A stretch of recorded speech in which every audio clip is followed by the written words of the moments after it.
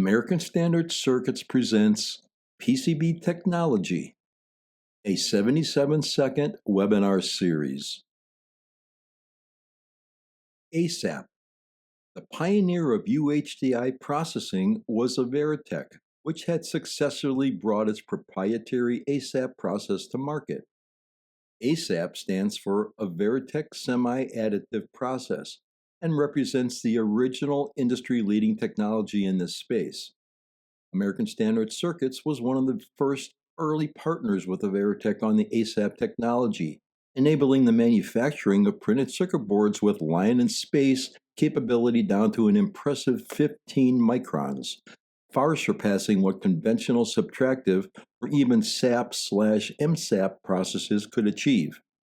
This technology delivers substantial benefits, including significant size and weight reduction, improved reliability and signal integrity, enhanced RF performance for high-frequency applications, reduced manufacturing costs, and biocompatibility for medical and wearable devices.